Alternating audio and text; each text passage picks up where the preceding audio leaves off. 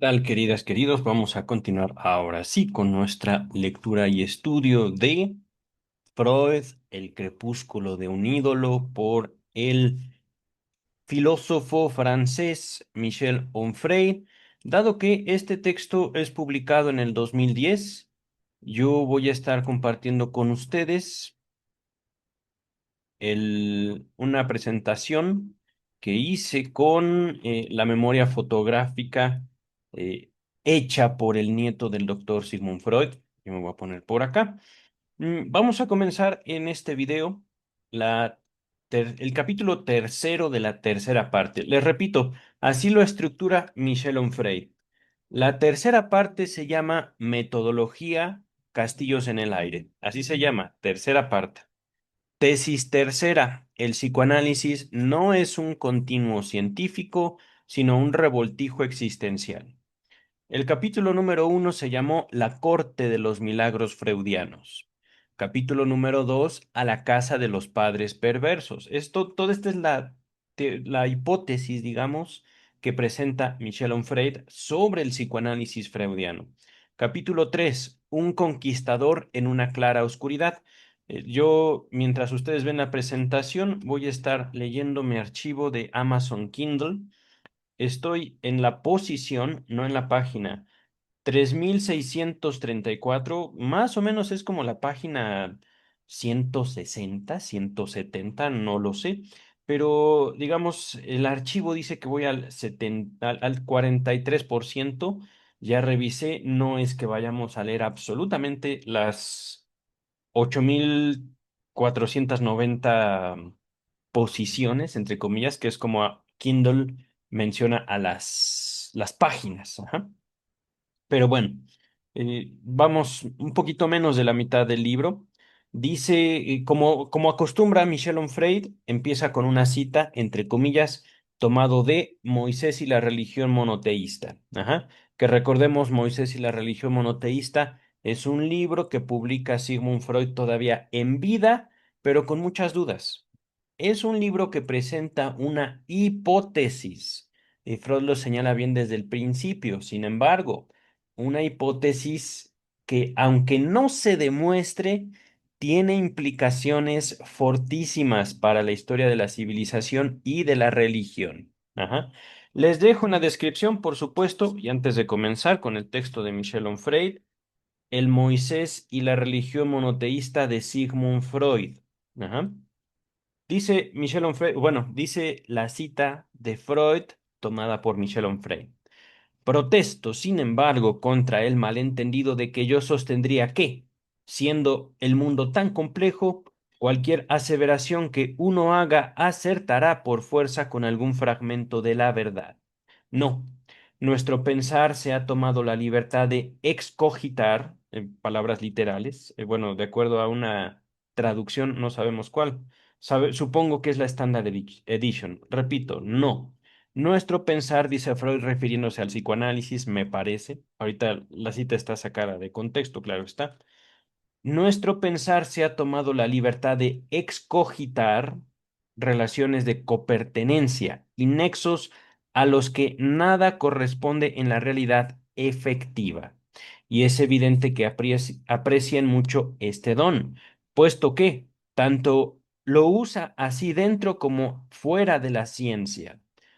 Y por supuesto, queridas, queridos, lo que hemos observado del texto de Michel Onfray, Freud, el crepúsculo de un ídolo, es que Onfray agarra textos de aquí y de allá y que los acomoda de forma tal que Freud termina diciendo lo que Michel Onfray quiere que diga. Ajá. Podemos decir lo mismo básicamente de cualquier texto. La siguiente es una frase en broma, una exageración que me dijeron algunos amigos cristianos hace unos años. Si nosotros descontextualizamos el texto bíblico, la Biblia dice, puntos suspensivos. Judas fue y se ahorcó, puntos suspensivos. Ve tú y haz lo mismo, puntos suspensivos. Ajá. Claro está, se trata de contextualizar los textos freudianos y de cualquier autor.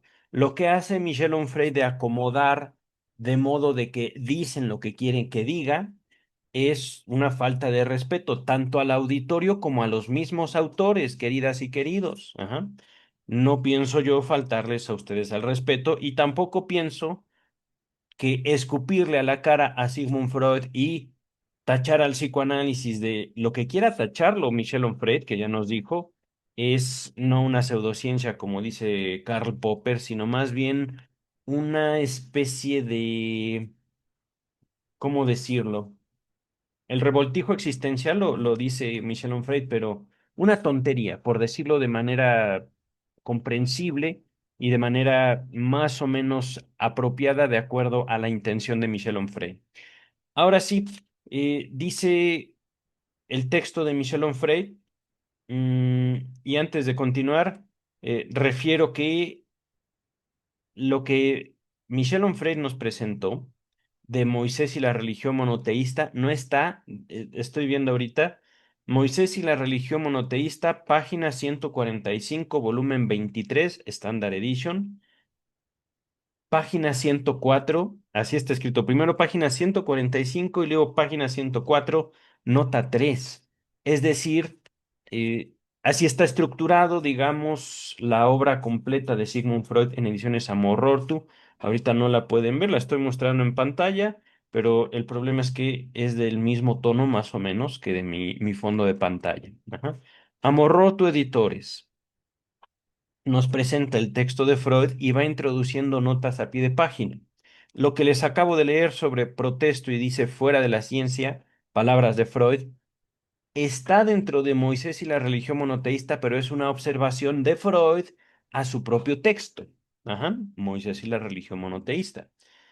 Entonces, ahora sí, Michel Onfray dice, la ambivalencia freudiana, que no nos dice Michel Onfray que es ambivalencia, se manifiesta en la abundancia de momentos en los cuales Freud reivindica la hipótesis en alternancia con otros que lo muestran seguro de sí mismo, pasando sin pruebas de la proposición a la afirmación. Es cuestionable esta afirmación de Michel Onfray. Vamos a simplemente señalar que no es así. Simplemente Michel Onfray pasa por alto porciones importantes de la formulación del psicoanálisis. Continúa el texto. La aserción constituye el modo freudiano típico de expresión. Dos puntos. Freud aventura una proposición sin mostrar de dónde viene. Falso, pero continúa un Freud y por buenas razones, pues de lo contrario tendría que poner de relieve su mero carácter performativo, es decir, Michel Onfray propone que el psicoanálisis, más que una ciencia, es un performance, es una actuación. Cuando en primer lugar, y esto es algo que lo he manifestado, al menos desde mi posición geográfica, histórica, el psicoanálisis no es una psicoterapia. Ajá. Si nosotros buscamos someter al psicoanálisis a un, entre comillas, terapia basada en evidencia, y cerramos comillas, y a otro, psicoterapia, cierro comillas, ajá, digamos la terapia basada en evidencia es más bien una adaptación argumentativa para dejar afuera justamente la evidencia que el psicoanálisis proporciona. Ahorita acabo de organizar mi biblioteca y permítanme un segundito, no me tardo nada.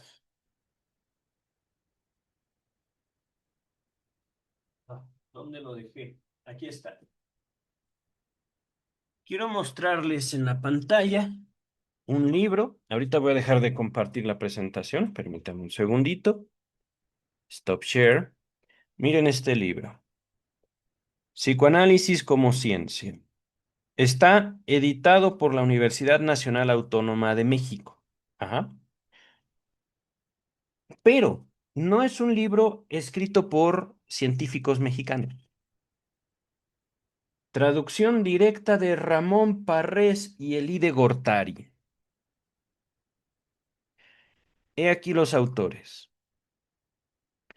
Ernst R. Hilgard, Lawrence S. Kubi, E. Pumpian Mindlind. Minding. Ok. Pero esto es curioso. Por supuesto, este texto no es un texto, digamos, crítico al psicoanálisis, pero al leerlo, tal vez lo alcanzan a ver, tal vez no. Esta página de aquí, mis observaciones, claro está. Ajá. ¿Por qué aparece una rata ahí? ¿Por qué? Buscan llevar al psicoanálisis a una, entre comillas, evidencia científica demostrada en ratas. Ajá. Este texto fue publicado,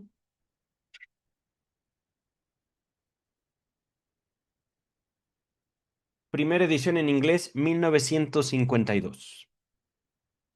52, 1952, casi más de 70 años, este libro, escrito por científicos norteamericanos que querían, digamos, llevar al psicoanálisis a una evidencia, entre comillas, probada en ratas. Y ahora, ¿cuántas, cuántos científicos realmente pueden interpretar un sueño de acuerdo al método publicado por Sigmund Freud? Lo voy a dejar así. Ajá. Claro está, para nosotros saber, de hecho, así empieza la interpretación de los sueños. Creo que se los puedo mostrar rápidamente. No es una cuestión que yo diga o que yo quiera hacerles creer. Permítame un segundo. Libros, libros, libros. No los veo. Escritorio, libros, aquí está. Psicoanálisis. Freud, la interpretación de los sueños. Permítame un segundito. Se los muestro en pantalla, claro está. La interpretación de los sueños. Ahí está un poquito avanzado, pero ¿cómo presenta Freud el libro que da a conocer al psicoanálisis al mundo? Interpretación de los sueños. Primera parte. Volumen 4 de la Standard Edition. Bla, bla, bla, bla, bla, bla, bla, bla. Todo esto es introducción por otros autores. Bla, bla, bla, bla, bla. Las primeras palabras de la interpretación de los sueños, no tanto las notas sobre las traducciones, sino,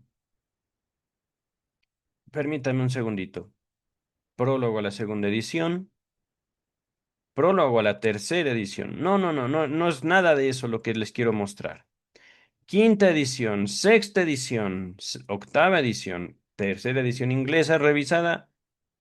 En las páginas que sigue demostraré que existe una técnica psicológica que permite interpretar los sueños y que si se aplica este procedimiento a todo sueño, aparece como un producto psíquico provisto de sentido al que cabe asignar un puesto determinado dentro del ajetreo anímico de la vida de vigilia. Queridas, queridos, demostración, técnica, método, ajá, procedimiento. Estoy apelando al texto que ven hacer al psicoanálisis.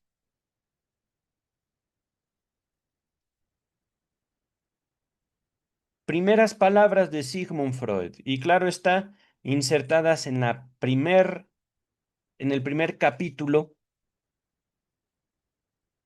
de la interpretación de los sueños llamado Bibliografía Científica. Ajá. Entonces, queridas, queridos, vamos a regresar a la presentación. Una cosa son las evidencias y justamente ese es el punto. Si nosotros tomamos todas las palabras de manera literal, no vamos a entender que el lenguaje es justamente la forma a través de la cual los sujetos quieren presentar algo. Entonces, antes que el lenguaje hay una voluntad. Ajá. Si nosotros, como en este libro que les mostré, queremos que las evidencias del psicoanálisis sean probadas en ratas, descartando justamente la propuesta del autor, es un escupitajo tanto al autor como a la audiencia. Es una falta de respeto, queridas, queridos. Y claro está, ahí no hay ciencia, ahí hay política. Pero repito cómo empieza Michel Onfray, la ambivalencia freudiana, y Onfray está tomando ahí palabras de Freud. Querido Onfray, filósofo Onfray, ¿qué es ambivalencia? No nos los has dicho. No sabemos, porque tú simplemente bla, bla, bla, bla, bla, bla, bla. Ajá. No la definiré yo, queridas, queridos, que la defina Google, ¿no creen? Permítame un segundito. A ver, ¿dónde está? Acá hay. Aquí tengo una página. Vamos a modo IA. ¿Qué es ambivalencia? Vamos a dejarlo así, ambivalencia. ¿Qué es eso? Google. Coexistencia de dos sentimientos, pensamientos o deseos opuestos hacia una misma persona, objeto o situación al mismo tiempo. No la estoy definiendo yo, para que vean que no se trata, digamos, de justamente una voluntad que yo quiera mostrarles para decir Onfray mentiroso. Pero ciertamente Onfray toma palabras de Freud para usarlas y decir, Freud mentía. Ah, ok. Lo que tú digas, son Frey. A diferencia de la indiferencia, no sentir nada, o la neutralidad, no tener preferencia, es decir, como sea. Ajá. La ambivalencia implica que ambos lados te importan tanto y que que te sientes atrapado en una contradicción interna. Es decir, y no es la primera vez, Michel Onfray, desde la filosofía, quiere hacer el papel del psicoanalista. Ajá. Están viendo algunas asociaciones que no estoy poniendo yo, sino más bien Gemini de Google. Ajá. Vamos a continuar con el texto. Repito, la ambivalencia freudiana se manifiesta en la abundancia de momentos en los cuales Freud reivindica la hipótesis, es decir, entiendo así, confirma la hipótesis, en alternancia con otros que lo demuestran seguro de sí mismo, pasando sin pruebas de la proposición a la afirmación. Falso, pero así lo dice un Frey. La aserción constituye el modo freudiano típico de expresión. Freud aventura una proposición sin mostrar de dónde viene. Digo, es cuestión de leer a Freud para saber que eso no es cierto. Y por buenas razones, pues de lo contrario tendría que poner de relieve su mero carácter performativo. Y luego, de manera imperceptible, se instala en la certeza sin otra necesidad demostrativa de su afirmación pura. Así, en la interpretación de los sueños, se las dejo en la descripción,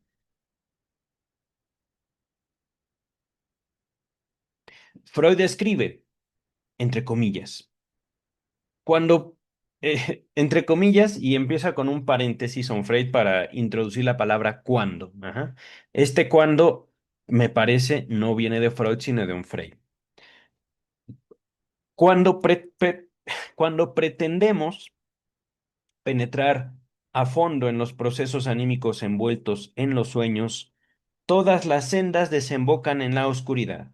Página 603, volumen 4 o volumen 5, página 506. Esto puede cambiar, digamos, y esto creo que no viene de un Fred, sino más bien de los traductores que ya nos han dicho.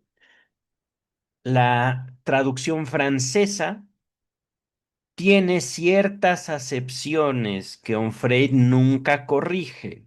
Es decir, ahorita les he mostrado en pantalla la traducción por James Strachey, que luego viene al español por Luis Echeverry. ¿Ah?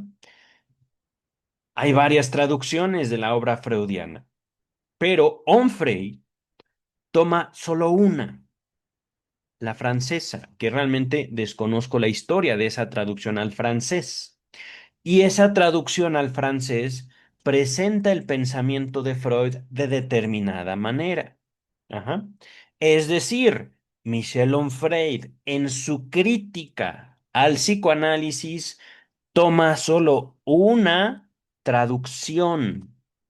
No podemos decir mala, simplemente una. Ujú. Porque también el otro pilar del psicoanálisis, además de Sigmund Freud, pilar histórico, fue un francés, Jacques Lacan. Ajá. ¿Por qué? Porque podemos decir esa misma traducción lleva a esta clase de proposiciones, como la de Michel Onfray, o a la clase de proposiciones como la de Jacques Lacan. ¿Por qué? Bueno, simplemente las voluntades, queridas y queridos. Michel Onfray lo ha puesto de manifiesto en su libro. Mi intención es burlarme de Freud. Y si nosotros tomamos las conclusiones de Onfray sin saber que sus conclusiones están planteadas con la intención de burlarse de Freud, entonces nosotros tenemos un problema. Estamos partiendo de hipótesis fundadas con una intención. Ajá. Es sencillo, queridas, queridos. Detrás de muchos de los actos humanos hay voluntad. Y justamente hay que buscar en el psicoanálisis la voluntad de Freud para con él, para con la ciencia, para con la humanidad. Eso es leer a Freud. No leer a Freud diciendo, quiero probar al psicoanálisis con ratas o quiero burlarme de Sigmund Freud. ¿Sí? Es muy sencillo, realmente. Dice Freud, incluso es posible, prosigue, de... es que, queridas, queridos, nótese cómo Onfray parte, primero, Moisés y la religión monoteísta, no del texto principal, sino de una nota a pie de página. Moisés y la religión monoteísta, más o menos publicado entre 1938 y 1939, antes de la muerte de Freud, poquito antes, y regresa al texto que ven a ser el psicoanálisis, 1900, casi 40 años antes de la primer cita, y no solo eso, de toda la interpretación de los sueños que les acabo de mostrar, el inicio.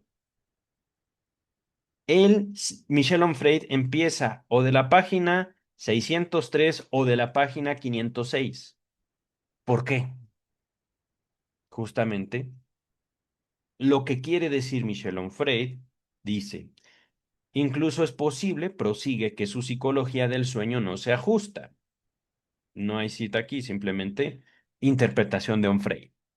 Lo cual no le impide, sin embargo, proponer una lista increíble de equivalencias simbólicas de las que no duda ni un segundo. Todas las llaves son fálicas y todas las cerraduras se convierten en vaginas, o bien, sin que se sepa por qué, la corbata es un pene. Se sabe por qué, pero no lo quieres decir. Por supuesto, les repito, si tomamos una afirmación cualquiera de la página 600 de un libro de más o menos 800 páginas, y nosotros mismos le imprimimos una conclusión al texto que no está tomada a la letra, entonces, pues, cualquier libro puede decir cualquier cosa. Ajá. Ahora, finalizo esta frase de Freud. La calvicie, una castración, y el sueño de vuelo, una erección. Luego, Freud teoriza extensamente sobre el carácter significativo del deseo inconsciente en un capítulo entero.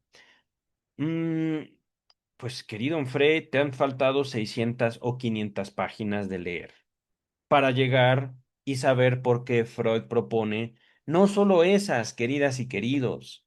Primero que nada, el método de la interpretación del sueño. Porque aquí, si tomamos solo este párrafo de Michel Onfray, decimos, la interpretación de los sueños te va a decir las claves simbólicas para que tú interpretes todos los sueños.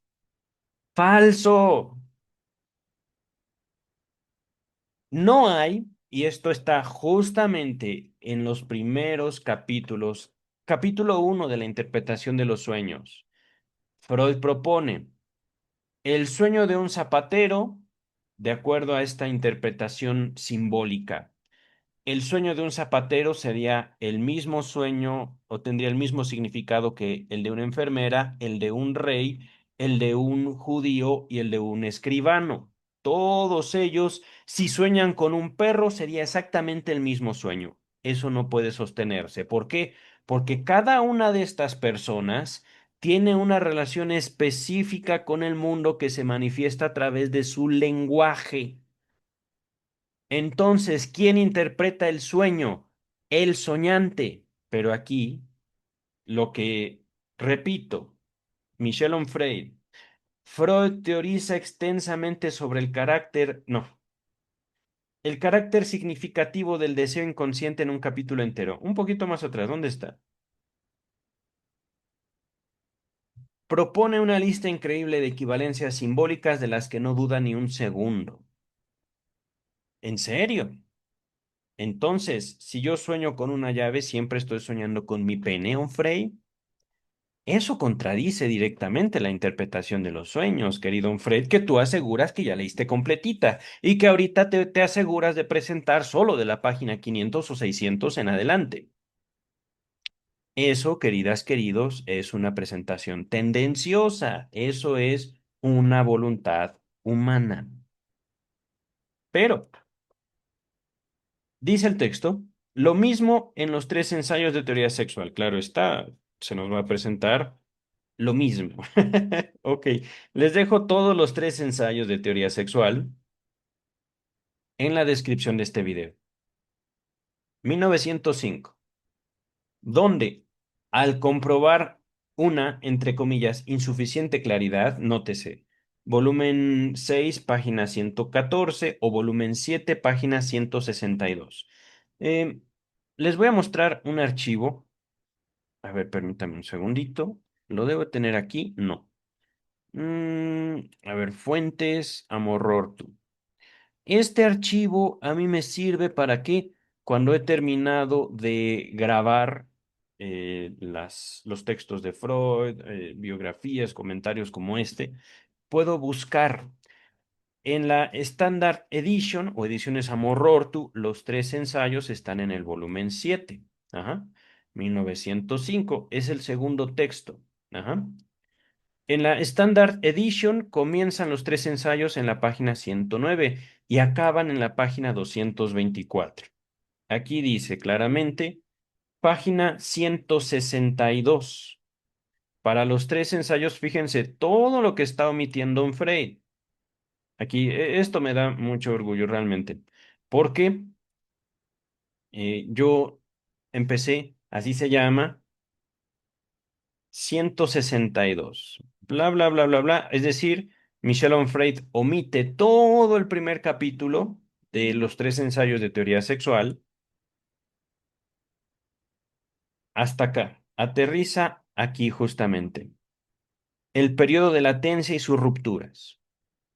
Michel Onfray toma una parte de aquí que realmente no sabemos qué decía. Uy, ¿qué hice? Aquí está. Repito, texto de Michel Onfray. Y ya les dejo los tres ensayos de teoría sexual en la descripción para que ustedes se informen, ajá, para que ustedes comprueben, digo, que no se trata nada más de decir Freud, Freud, Freud, Freud, Freud y escupirlo cuando lo único que Michel Onfray quiere es escupir. Bueno, pues que escupa, pero que se aguante, ciertamente. Digo, es que texto del 2010, Freud tenía bastantes años de muerto. Y de repente un filósofo dice, todo el mundo se equivoca menos yo sobre Sigmund Freud. Ok, continúan Freud. Repito, lo mismo en los tres ensayos de teoría sexual, donde, al comprobar la insuficiente claridad, reivindica la hipótesis. Se afirma escéptico acerca de sus, entre comillas, intelecciones del periodo infantil de latencia o de diferimiento, cierra comillas y confiesa saber poco de las influencias recíprocas entre la zona oral y el placer de comer o la anorexia. La misma observación en lo concerniente a la relación entre la zona erógena y el placer intelectual. ¿Mm? Ignorancia asimismo sobre las transiciones entre el placer preliminar infantil y la determinación de objeto sexual del adulto. Dice Onfray, ¿por qué este tipo particular de fetichismo? Contesta él mismo, desconocimiento, también de la esencia y el origen de la excitación sexual, impotencia y tanteos en lo referido a placer y displacer, incapacidad de distinguir la libido del yo y otras energías actuantes en este último. Dos puntos. Queridas, queridos, realmente no sé,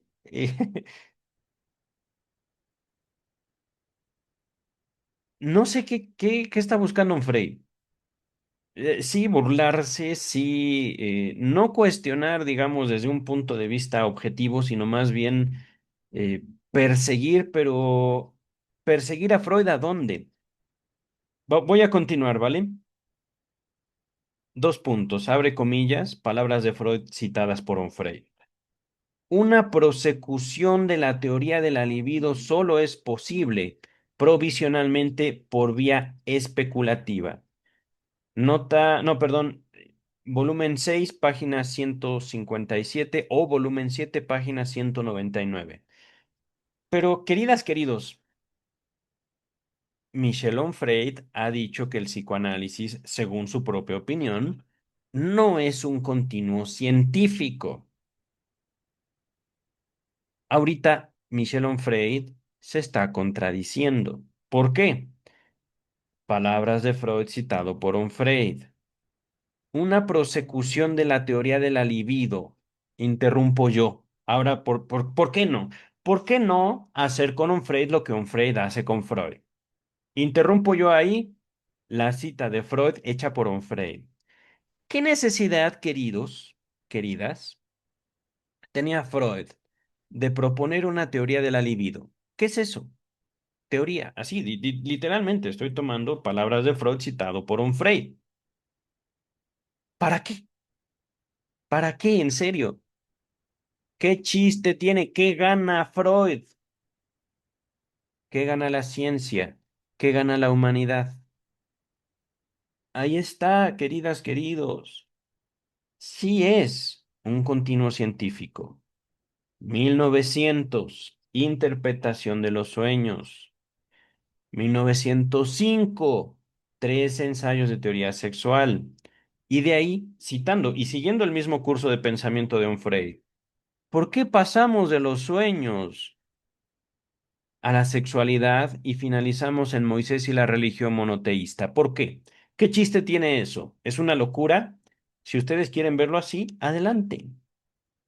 Pero ustedes se pierden justamente, digámoslo así, de una ciencia que no se basa en la tortura de ratas, de una ciencia que no gana nada en probar sus hipótesis en experimentos con ratas, pero que sí puede a ustedes aportarles una relación con sus propios sueños si se atreven a seguir la técnica de Freud.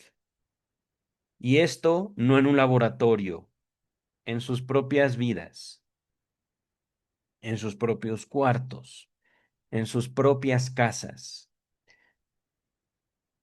Atreverse no a cancelar las manifestaciones del alma humana, sino tener una relación distinta con uno mismo y con los demás a partir de eso, justamente. No se trata de que los obsesivos dejen de ser obsesivos, de que los histéricos dejen de ser histéricos, sino de ser con orgullo, obsesivo o histérico, neurótico al fin y al cabo, pero ser humano. Dice el texto, mm, dice el texto. Continúa un Freud, después de esto de una prosecución de la teoría de la libido solo es posible provisionalmente por vía especulativa. Página 199 del volumen 7. Otro tanto, dice Onfray, con la imposibilidad de dilucidar con claridad la relación entre las actividades de la zona genital y otras fuentes de la sexualidad. Habla de, abre comillas, Onfray, ay, perdón, abre comillas, Onfray. Habla de las lagunas que presentan nuestras intelecciones de la vida sexual infantil y cierra comillas. Véase, volumen 6, no sé qué edición sea esa, página 172 o volumen 7, página 214. Pero otra vez enfatizo. Y estamos hablando de un tema delicado, queridas, queridos, no tanto de Freud y el psicoanálisis, sino la mirada, la propuesta científica de un neurólogo que no tenía la necesidad de ver y reconocer la sexualidad infantil. ¿Por qué lo hizo? Por ciencia, para ganar para la humanidad un terreno de estudio. Pero soy psicoanalista, no soy filósofo, no tengo la intención ni de defender a Freud ni de defender a un Freud, sino justamente señalar que la ciencia es para la humanidad en general. No es una cuestión de ciencia, poder, dinero, fama, todo para mí, todo para mí. Queridas, queridos, eso no es ciencia.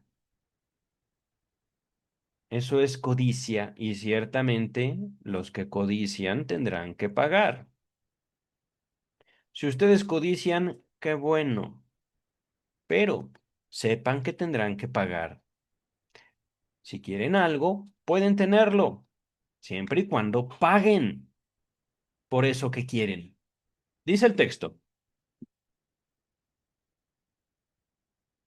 Repito, habla de, entre comillas, las lagunas que presentan nuestras intelecciones de de la vida sexual infantil, cierra comillas, pero propone, no obstante, una teoría de los estadios como Dios manda, dice Onfray. Así lo dice Onfray. Ajá.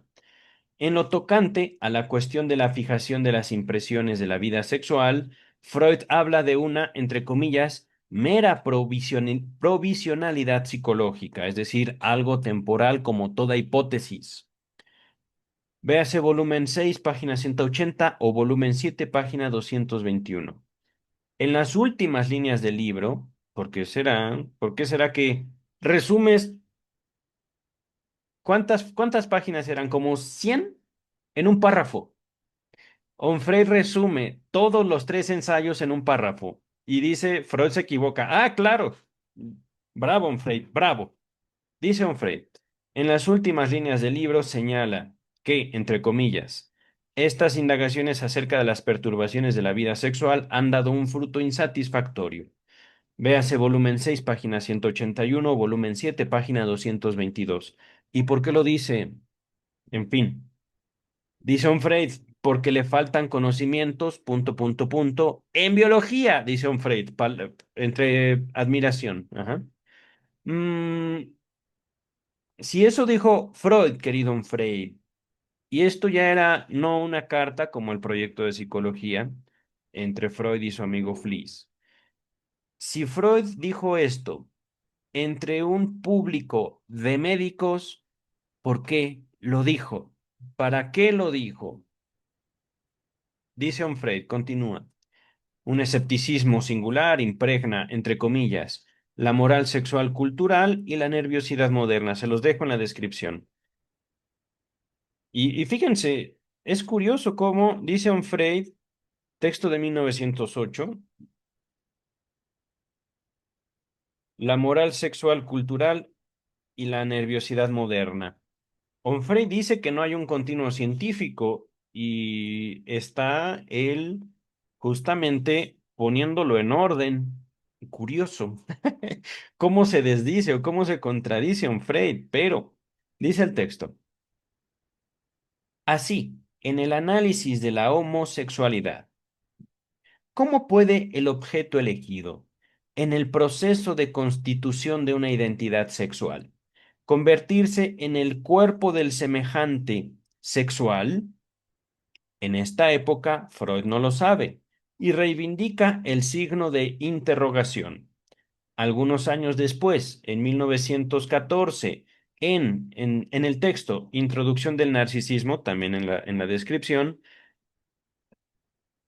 así como entre comillas, algunas consecuencias psíquicas de la diferencia anatómica entre los sexos de 1925 y más tarde en el texto sobre la sexualidad femenina de 1931, propone hipótesis más precisas para intentar responder verdadera y definitivamente a esta cuestión. Falso, pero bueno, eso es lo que dice Onfray, pero nótese, Onfray dice, no es un continuo científico, sino una locura existencial. Y Freud mismo dice, Freud investigó esto durante todos estos años. Entonces, eso no es Freud. Es una observación, queridas, queridos, se vale. Pero bueno, a ver, permítame un segundito. Y fíjense esto, ¿eh? Pasamos de la interpretación de los sueños, tres ensayos de teoría sexual, la moral sexual cultural y la nerviosidad moderna, 1908, introducción del narcisismo, 1914. Algunas consecuencias psíquicas de la diferencia anatómica entre los sexos en 1925 y sobre la sexualidad femenina de 1931. Y no hay un continuo científico, dice Onfray. Onfray mismo lo está exponiendo. Permítame, algunas consecuencias psíquicas y sobre la sexualidad femenina. Ok, Onfray dice que no. Luego, a pesar de que dice que no, lo pone en evidencia y sigue sosteniendo el no. Vamos a ver. Tótem y tabú. 1918 me parece. No, 1913. Que aquí no lo dice Onfray, ¿eh? A ver, un segundito. Yo pienso que Tótem y tabú fue publicado en 1913. Correcto, 1913, 1914. Aquí está. Se escribe en 1912, se publica en 1913. Vean. Digo, un poquito de experiencia tengo, ¿no? De algo me sirve la memoria.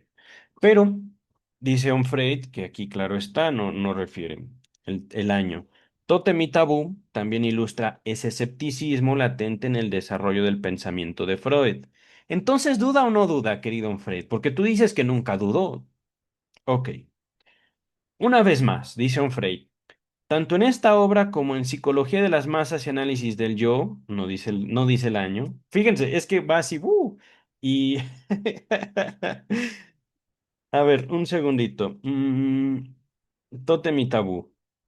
Ahora, van a encontrar muchas referencias en la descripción. Psicología de las Masas fue después o antes de Más allá del principio de placer, fue después.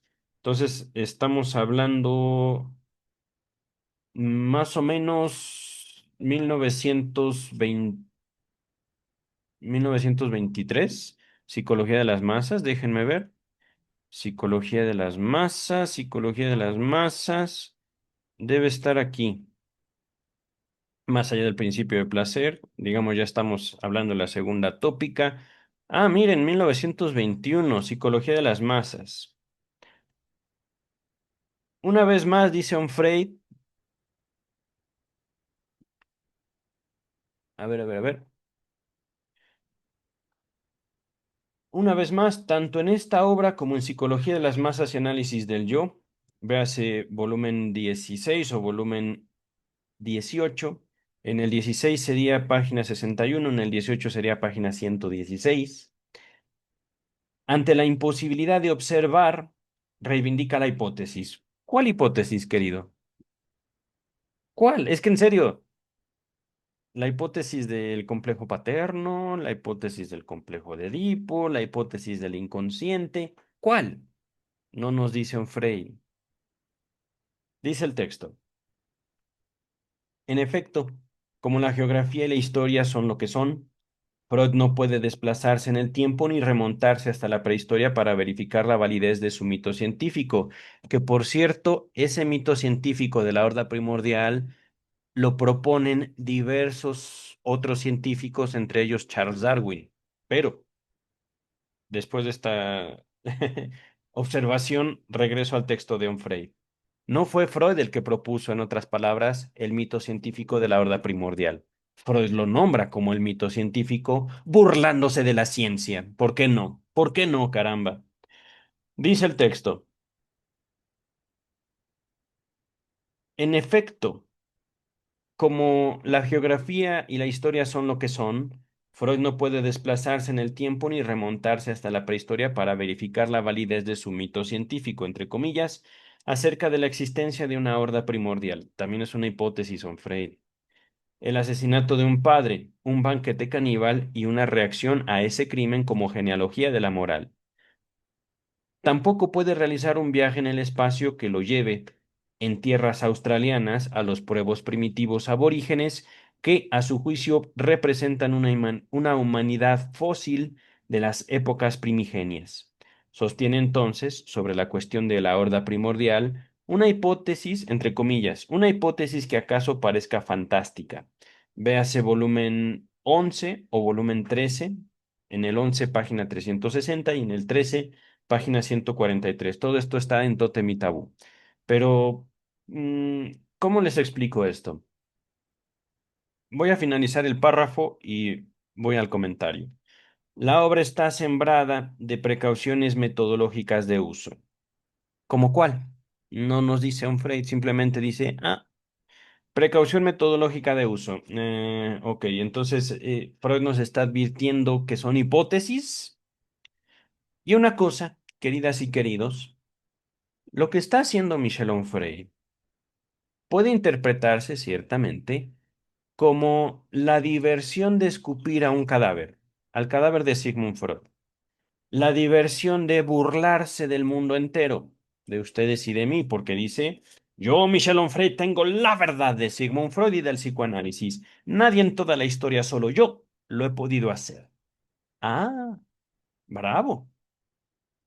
Y luego, queridas y queridos, ¿qué es exactamente el mito científico de la horda primordial? Que les repito, si Michel Onfray hubiera leído Tótem y Tabú, hubiera descubierto que Freud se apoya en antropólogos, sociólogos y en Charles Darwin para sostener su hipótesis de la horda primordial.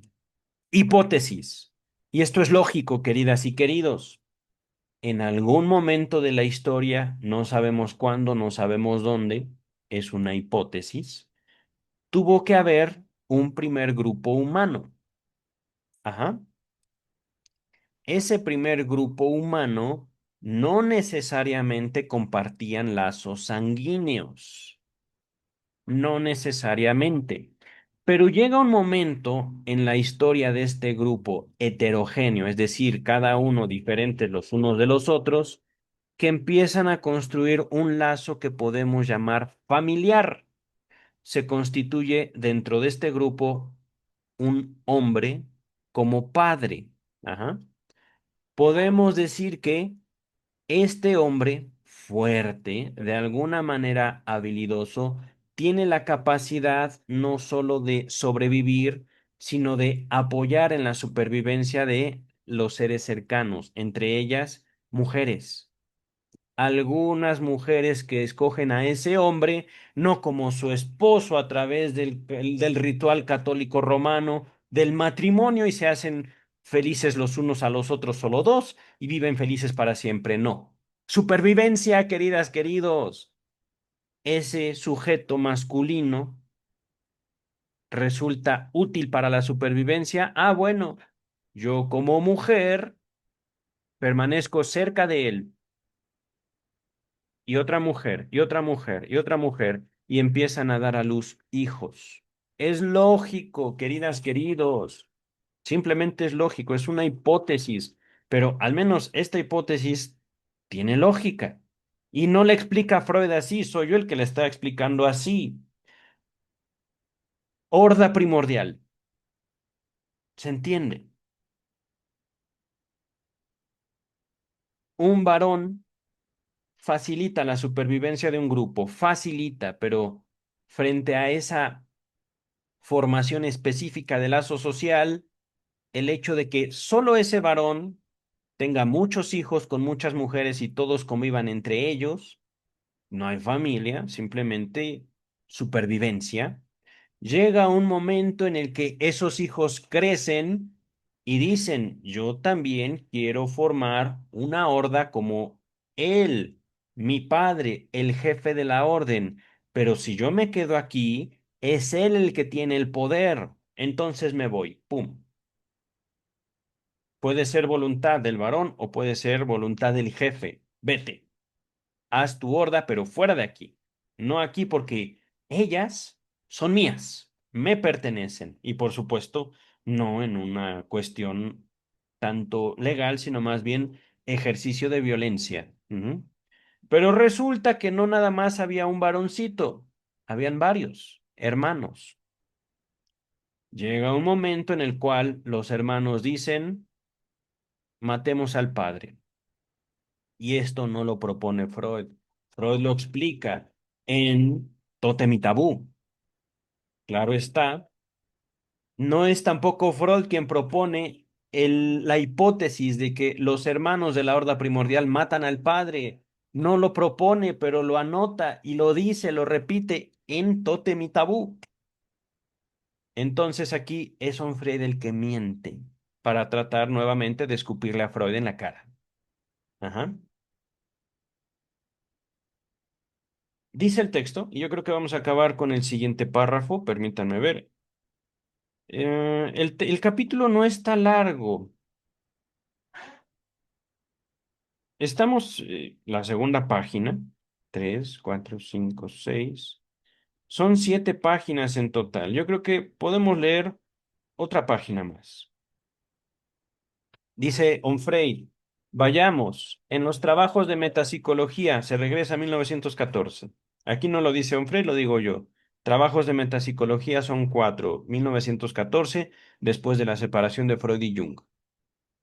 Vayamos en los trabajos de metapsicología al artículo, entre comillas, complemento metapsicológico a a la doctrina de los sueños de 1915. Complemento metapsicológico.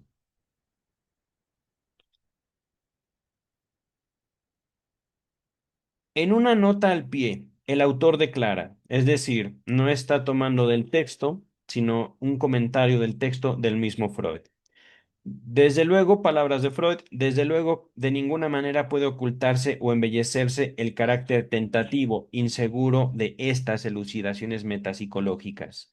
Solo una ulterior profundización puede aportarnos cierto grado de probabilidad, pero no es científico, ¿verdad, don Frey? Véase volumen 13, página 257, no sé de qué editorial será eso, o volumen 14, ediciones Amor-Ortu, no, página 236, nota 38.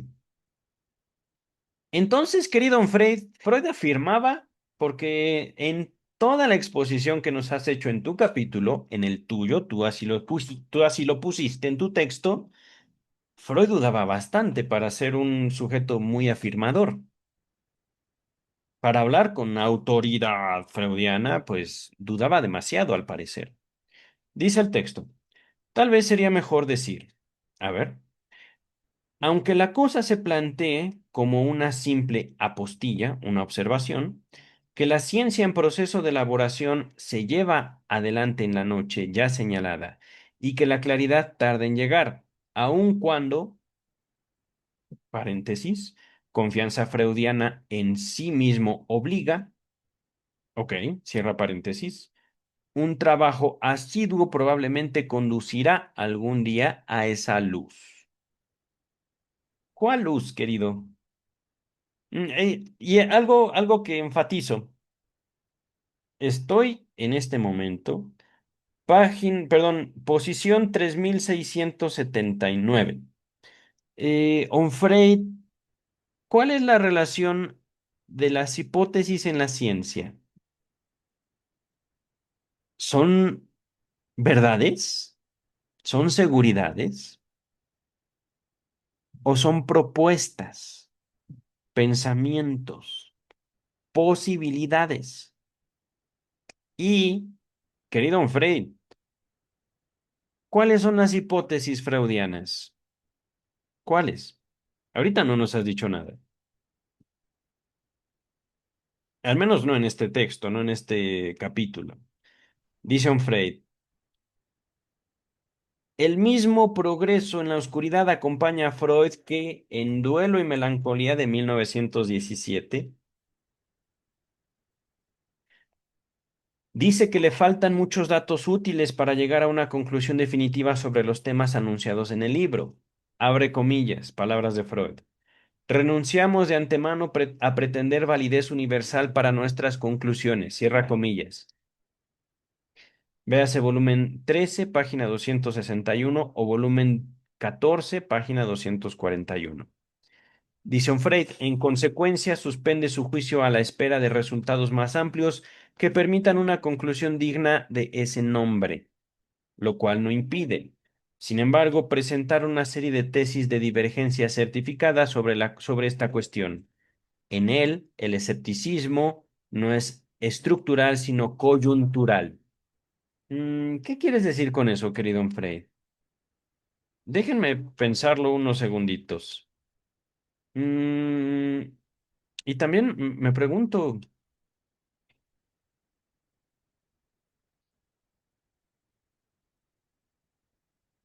es que si los textos de Onfray me han parecido justamente como rompecabezas acomodados de forma tal que no está mostrando la imagen original, sino que muestra la desesperación de pegar las piezas forzadamente. Este texto de Onfray, este capítulo en especial, está completamente peleado con la estructura del mismo libro. Ajá.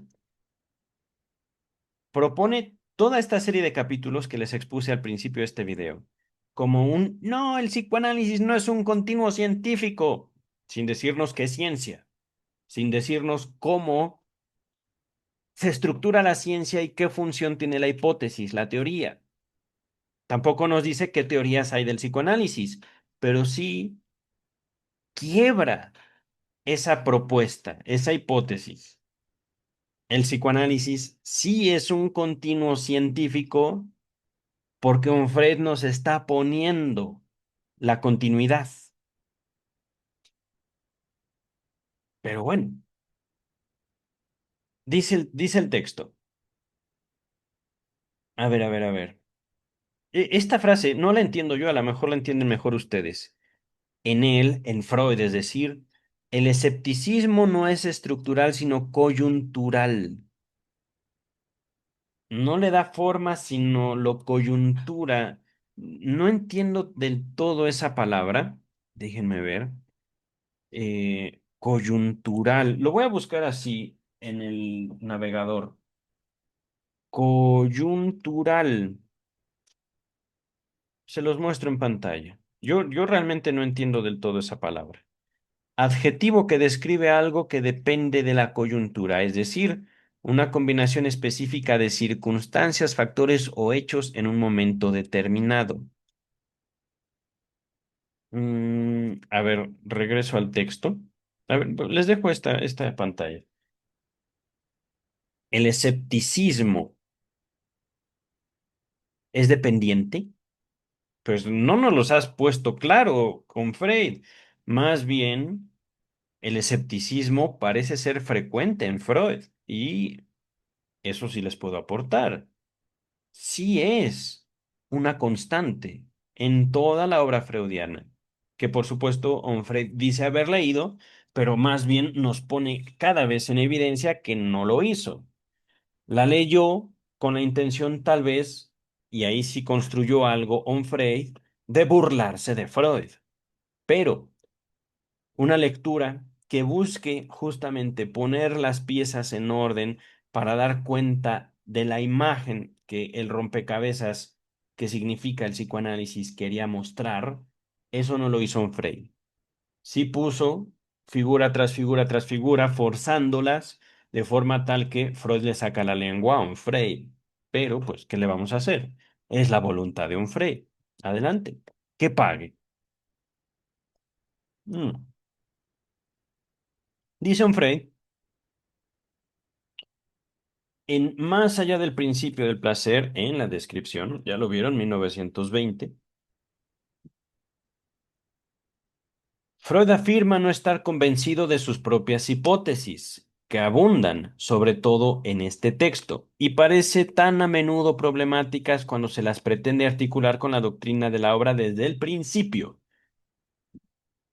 Oye, pero, querido Don Frey, ¿cuáles hipótesis? ¿Cuáles? Porque parecerían que, sí, claro, las hipótesis. ¿Cuál? Y ese texto en particular, yo discuto directamente con Freud en la forma en la cual presenta la hipótesis de la pulsión de muerte. A mí no me gusta, me hace pensar en ciertas cosas, pero por eso también la aplaudo. No comparto, digamos, con Freud la conveniencia del planteamiento de la hipótesis de la pulsión de muerte, pero me hace pensar. Y por eso no digo, ay, Freud miente con todos los dientes y bla, bla, bla, bla, bla. Pero bueno, yo no soy Freud. Freud creyó, pensó, se propuso estructurarla así, su hipótesis de la pulsión de muerte. Bueno, pues que lo haga. Y así lo hizo. Ahí está el libro.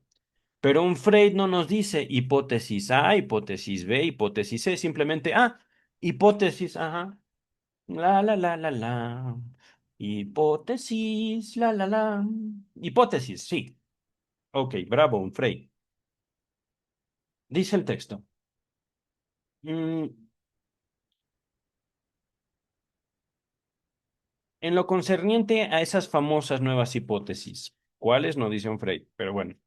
Escribe, entre comillas, ni yo mismo estoy convencido, ni pido a los demás que crean en ellas. Véase volumen 18, página 57.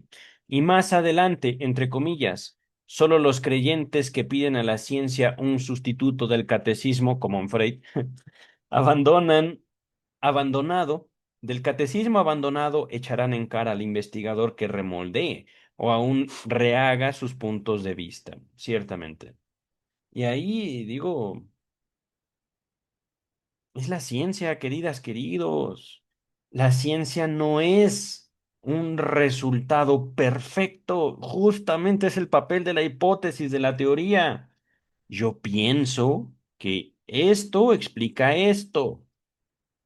Puede que esté equivocado, pero yo pienso, yo creo, yo propongo. Y si me equivoco, pues me equivoqué. Pero, ¿qué es lo que quiero, Frey? Buena pregunta, no la voy a contestar ahorita. Y como nadie querrá estar del lado de los devotos que declaran piadosamente, dice, ay no, esperen. Repito esto, palabras de Freud en Más allá del principio de placer. Solo los creyentes que piden a la ciencia un sustituto del catecismo abandonado echarán en cara al investigador que remoldee o aún rehaga sus puntos de vista. Volumen 15, página 338 o volumen 18, página 62. Dice un Freud. Apelación a futuros descubrimientos. Punto suspensivo. Aquí ya perdí la línea de pensamiento de Onfray. Mm, ¿En qué, en dónde está el conflicto de Onfray? Porque, digo, me da la impresión de que Freud busca hacer ciencia. Freud busca proponer ciertamente con un grado, un margen de error. Y Onfray contesta apelación a futuros descubrimientos. Pues sí, no entiendo tu comentario, Onfray. Dice Onfray. Bueno, es que justo apelación a futuros descubrimientos, ahí está el deseo de Onfray. Eso es lo que Onfray busca en Freud, seguridad. que Freud no da? Pues porque no es su papel. Freud no se coloca ahí, Onfray. Freud no quiere dar esa seguridad que tú querías, que tú buscabas. Dice el texto, digámonos, la contradicción o el catecismo. No hay otra alternativa. Mm, contradicción o catecismo. Mm,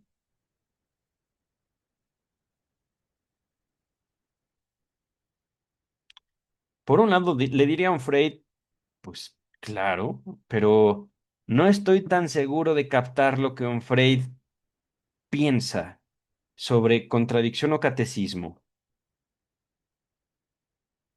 ¿Qué es la ciencia, un Freud? No nos has dicho. Dice el texto. Y como nadie querrá estar del lado de los devotos que declaman piadosamente un catálogo de recetas, ¿por qué no? Es menester avenirse a aceptar las contradicciones freudianas. En otras palabras, adherirse a otro catecismo no tan bien compuesto. ¿Qué entiendes por catecismo, Frey? Porque no te sigo, la verdad. Ello, a la espera de las soluciones que no dejarán de llegar. Como Freud se pasa el tiempo buscando, entonces, con ayuda de su genio, ha de encontrar cuando llegue el momento. ¿En serio? No sé, queridas, queridos, es que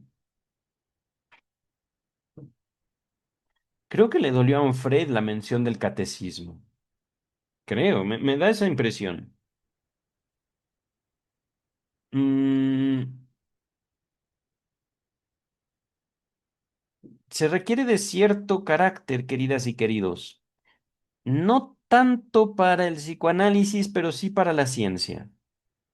Y sostener ese carácter, sostener esa función de la ciencia como método y de la ciencia como, digámoslo así, perspectiva de vida. Onfray no la tiene. Lo que Onfray quería, encontrar en el psicoanálisis un catecismo, no lo encontró, se enojó. Y por supuesto, se nombra a sí mismo como el salvador de la humanidad del psicoanálisis. Y claro está, no nos ha dicho qué es el psicoanálisis. Dice Onfray, la presentación autobiográfica, otro texto en la descripción. La presentación autobiográfica propone un análisis interesante para reunir la diversidad de esas tomas de posiciones sépticas en una fórmula epistemológica. En ese variopinto revoltijo teórico, que no nos ha dicho qué teoría es, la unidad del conjunto radica en la naturaleza metafórica del discurso freudiano. Unidad del conjunto radica en la naturaleza metafórica. ¿Y eso de dónde lo tomas, querido? Presentación autobiográfica, pero aquí no hay citas directas. ¿Qué es una naturaleza metafórica? No creo que Google nos lo pueda aclarar, pero voy a continuar. Ahorita lo busco. En este caso, metáforas espaciales del espacio exterior o del espacio en la Tierra, querido Humphrey. No sé. En este caso, metáforas espaciales para significar el funcionamiento de la vida psíquica. Ok, más o menos le capto. Ahora bien, no se trata de tomar las metáforas por la realidad. Y si las primeras cambian, las metáforas, las comparaciones, no es menos cierto que la segunda persiste, la realidad. Sigmund Freud no podría confesar con mayor claridad que el psicoanálisis participa de la psicología literaria, exactamente como la de Proust en el texto En busca del tiempo perdido. No conozco ese texto, la verdad. Me gustaría buscarlo y leerlo, pero ya lo haré con tiempo. En busca del tiempo perdido. Pero Queridas y queridos, algo que le admiro a Freud, y esa admiración también tiene sus límites. Su capacidad de hablar sobre un tema sin la necesidad de traer, digámoslo así, ¿cómo decirlo?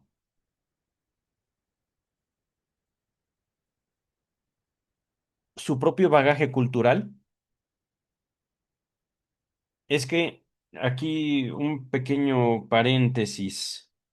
Mm,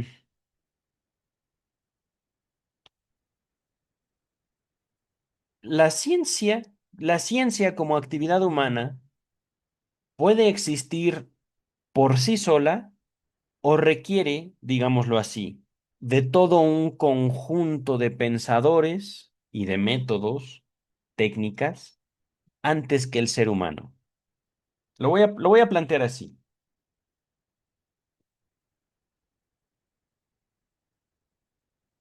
¿En qué momento la ciencia se convierte en un acto voluntario?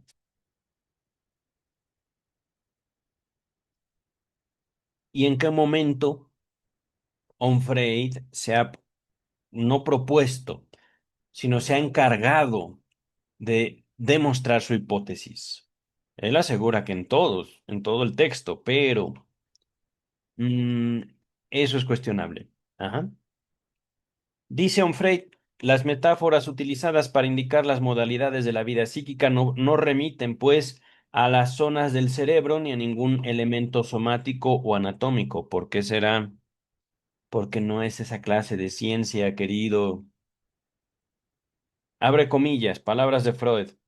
Estas representaciones y otras parecidas pertenecen a una superestructura especulativa del psicoanálisis.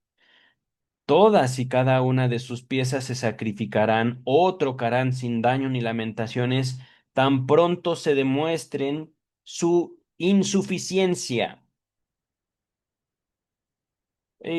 Onfray, en serio, ¿estás leyendo lo que estás poniendo en tu libro? ¿Qué significado le estás dando a esas palabras, querido Onfray? Véase volumen 17, página 80 o volumen 20. Debe ser presentación autobiográfica, página 31. Es que, queridas, queridos, una cosa es la ciencia para Freud, otra cosa es la ciencia para Onfray. Y ahí hay voluntad. Y por supuesto, ahí hay principio de placer, pero no le digan a Onfray porque se va a enojar más. Dice el texto.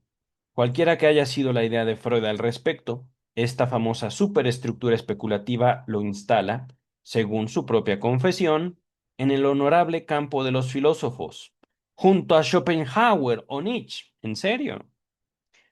La Royal Society discrepa, querido Frey. Royal Society de Londres. Busquen. Y por supuesto, Freud murió como filósofo, Onfray, reconocido por filósofos de la Royal Society. Freud murió reconocido al mismo nivel que Isaac Newton por la Royal Society. Éjele, éjele, Freud. Última página. En ¿Pueden los Legos ejercer el análisis? Me lleva. Ahora sí hay un montón de referencias. ¿Dónde dejé mi pluma? Acá está. ¿Pueden los Legos? Malestar en la cultura, ya lo vi. Voy a anotarlos de una vez. Malestar. Esquema del psicoanálisis. Y no hay continuo científico, ¿eh? Esquema. Ay, querido Fred, ahora sí te pusiste, abriste la boca y metiste la pata. Pero bueno. En ¿Pueden los Legos ejercer el análisis? Freud hace hincapié en el carácter dinámico y plástico del psicoanálisis. En cuanto ciencia, como le gusta a nuestro autor, esta disciplina se constituye, avanza, progresa. Nada asegura que mantendrá su forma en el momento de su examen. Por lo tanto, el psicoanálisis resulta ser, según el propio Freud, una alegoría dialéctica. Aquí no hay cita, ¿eh, Freud? No sé qué es una alegoría dialéctica, ahorita lo buscamos. Una metáfora capaz de admitir nuevas configuraciones. Nunca terminado, siempre en movimiento, evita ser así. verdaderamente aprendido con H, aprendido de, no de me lo aprendí, sino de lo tomé. Ajá. La teoría refrenda, pues, su inasibilidad, que no es posible agarrar. Ajá. Eficacia polemológica garantizada. Puntos suspensivos. Aquí, qué es una alegoría dialéctica? No lo sé, queridas, queridos, no soy filósofo. Permítame tantito, para eso tenemos la ayuda de nuestro fabuloso amigo Gemini. A ver, lo tenemos aquí. Vamos a ver en modo AI. ¿Qué es una alegoría dialéctica? Uy, ¿qué es una alegoría dialéctica? Signo de interrogación. No es un término único, sino la combinación de dos conceptos fundamentales de la filosofía y la retórica para explicar procesos de cambio o descubrimiento de la verdad. Ok, se refiere al uso de una narración simbólica para representar el movimiento del pensamiento o de la realidad a través de contradicciones que se resuelven en una comprensión superior. No termino de entenderlo del todo. Una alegoría es un relato donde cada elemento, personajes, objetos o acciones, representa una idea abstracta. ¿Ok? Su función es hacer comprensibles conceptos difíciles de captar de forma literal. Entonces, esta comparación que hice entre el psicoanálisis como un rompecabezas sería una alegoría dialéctica, entiendo así. Ajá. Que lo que hace Michel Onfray es forzar las piezas del rompecabezas para que digan lo que él quiere que digan. Ajá. Eso sería el componente dialéctico. Ajá. Ok, pero ¿eso es el psicoanálisis?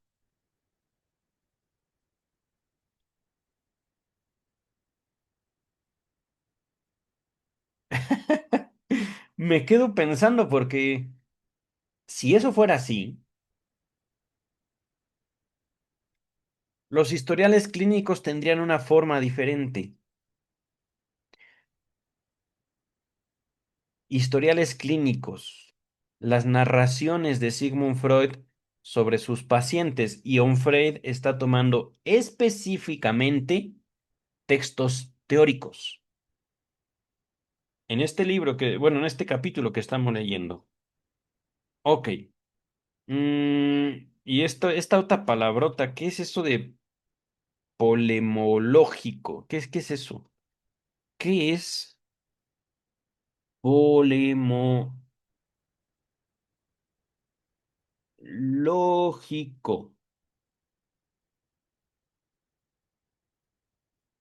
Lo polemológico es un adjetivo que se refiere a todo aquello perteneciente o relativo a la polemología, que es el estudio científico de la guerra y los conflictos armados como fenómenos sociales. Ahora, queridas, queridos, yo no escogí esa palabra.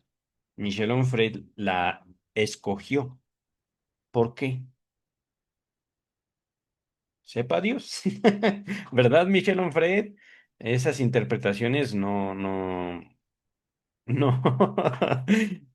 te agradan del tanto. No te agradan del todo, ¿verdad? Del tanto. Ok. Dice el texto. Un nuevo ejemplo.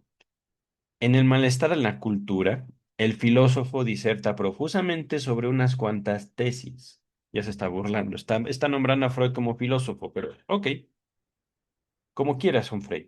Entre ellas, las tesis el proceso de verticalización del hombre, el paso de la cuadrupedia a la bipedia, es decir, de pasar, digamos, los seres humanos de andar en cuatro patas, como digamos los simios, a erguirnos y caminar en dos pies. Ujú. Eso lo analiza Freud en el malestar en la cultura. Y no es ciencia, ¿verdad, don Frey? La liberación de la mano que resulta de ello, es decir, pulgares opuestos. Ajá. El desarrollo concomitante del cerebro, la genealogía del neocórtex, el paso del estímulo olfativo al estímulo visual, el aislamiento de las mujeres durante el periodo menstrual, la fundación de la familia generada por esas proposiciones y la genealogía de la cultura y la civilización. Pero no es un continuo científico, ¿verdad? Porque tú lo dices. Ok, en fin. Y sí, todo esto lo habla Freud o lo discute, lo analiza en el malestar en la cultura, pero no es ciencia, ¿verdad? El chiste es leerlo para saber que sí. Una larga odisea, por ende, para explicar la formación del mundo moral. ¿En serio? Ok. Luego, esta frase, abre comillas, palabras de Freud. Esta es solo una especulación teórica. Véase volumen 18, página 286 o volumen 21, Standard Edition, página 98. E incluso, abre comillas, por ahora se trata solo de posibilidades muy inciertas, no refrenadas por la ciencia. Véase volumen 23, página 290 o volumen 21, página 104. Pero aquí, véanse estas dos diferencias, página 98 y página 104. Hay 6 páginas. ¿Qué se expone en esas 6 páginas? Onfray no lo dice. Y no lo va a decir porque no es su propósito. Dice el texto. Luego, sobre la represión de las pulsiones como genealogía de la culpa, Freud escribe, palabras de Freud. Este enunciado merecería nuestro interés aunque solo fuera correcto en una aproximación global. Véase volumen 21, página 134. Querido Onfray, en serio, te estás poniendo el pie tú solito, pero bueno. Otro ejemplo, esta vez en el esquema del psicoanálisis, donde leemos lo siguiente. Abre comillas. El psicoanálisis establece un postulado fundamental cuyo examen queda reservado al pensar filosófico y cuya justificación reside en sus resultados. Véase volumen 23, página 143, traducción modificada. ¿Por qué será? Aquí esto es curioso. Modificada, ¿por quién, cuándo, dónde? ¿Y qué decía otra traducción de ese mismo texto? No lo sabemos. Michel no lo expone. Más adelante, Freud precisa que las, entre comillas, provincias de las tópicas, entiéndase, inconsciente, preconsciente, consciente y ello, yo y superyo, son superpuestas, entre comillas. Luego, aquí no estoy entendiendo lo que quiere decir Onfray. Es que, comillas, frase, cierra comillas, abre comillas para exponer esto. Palabras, una palabra, superpuestas. Ok, no entiendo qué quieres decir. Luego, abre comillas. Según nuestro postulado, el yo tiene la tarea de obedecer a sus tres vasallajes, de la realidad objetiva, del ello y del superyo, y mantener pese a todo su organización, afirmar su autonomía. Cierra comillas. Onfray no es Freud, eres tú el que no sabe qué quiere decir. Véase página 39 o volumen 23, página 120, 173, traducción modificada. Aquí nota número 8. Un segundito. Nota del traductor. Hemos reemplazado el término premisa utilizado en la versión castellana del esquema del psicoanálisis por el de postulado de la traducción francesa de la que se vale el autor. Oh, perdón, Frey, traductor traidor, ¿no? Un postulado de Freud en el chiste de su relación con lo inconsciente. Queridas, queridos, el psicoanálisis no es un sometimiento al analista y por supuesto no es tampoco un sometimiento a la filosofía. El psicoanálisis es un ejercicio de libertad, don Frey. Y claro está, ahorita no estás haciendo psicoanálisis, estás demostrando que el psicoanálisis tanto es científico como, eh, al menos para ti, lamentablemente tiene su buena dosis de verdad. Dice el texto y finalizamos con este párrafo. Alentado por la invitación hecha por Freud, me comprometo pues a discutir filosóficamente ese postulado, pero desde ahora y sin más informaciones sobre la sola base del término utilizado por él, podemos afirmar que dicho postulado encarna exactamente lo contrario de un descubrimiento obtenido por un método bien empleado. Se postula lo que no se ha comprobado, ni demostrado, ni alcanzado a través de un razonamiento científico o por medio de un método experimental. Con ello, es tan posible postular una cosa como su contraria, la existencia de de una quimera o su inexistencia. Mm, ok. Es que, queridas, queridos, ¿qué le puedo decir aquí a Onfrey? ¿Qué le dirían ustedes a Onfrey? Que se oye divertido él. Ah, esto me llama la atención y con esto finalizamos. No vas a tomar entonces las evidencias que Freud expone y vas a, sobre la sola base del término utilizado por él. ¿Cuál término, querido? Eso me queda a mí como duda. Vamos a dejar hasta aquí, queridas, queridos. Estamos en la posición, permítame, lo voy a anotar. ¿En dónde dejé el... Está aquí. Referencias internas por video. Mm, posición 3705, 3705. Voy a retomar desde aquí con esta, digamos, esta advertencia para mí mismo. Alentado por la invitación. Onfray quiere apoyarse en el psicoanálisis, hablar desde la filosofía para recomponer algo que no construyó él y presentar una hipótesis como cierta. Voluntad de Onfray. Espera que digamos amén, pero no Onfray. La voluntad es de cada sujeto. Y en este caso, tu voluntad se hace totalmente manifiesta comprobando que el psicoanálisis es posible, justamente al tratar de comprobar que es una postura científica falsa. Ajá. Es decir, Michel Onfray ataca al psicoanálisis, pero más bien lo refuerza. Queridas, queridos, algo que he de señalar antes de cerrar este espacio de lectura, este día, esta lectura, este texto de hoy. Vamos como a la mitad del capítulo. Mm,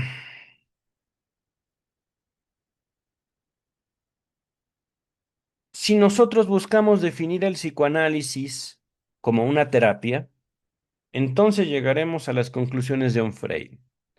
Pero si nosotros, en vez de terapia, en vez de un método para someter la voluntad ajena, nos acercamos al psicoanálisis equiparando método científico y terapia, entonces el psicoanálisis es posible.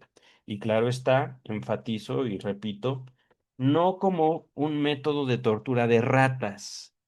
El psicoanálisis no se hizo para buscar comprobar sus postulados en experimentos con ratas. Ajá. El psicoanálisis se hizo justamente para proponer hipótesis, sostener hipótesis que se sostienen justamente con evidencias como la que les presenté hoy, y no solo esas, muchas más formas de evidencia, sin entrar a un laboratorio y sin torturar ratas sin ningún sentido científico y humanitario. Ajá. Vamos a dejar hasta aquí, queridas, queridos. Nos vemos en el viernes de Freud, una vida de nuestro tiempo, no de este tiempo, sino de Peter Gay, un historiador norteamericano. Cuídense mucho y bye.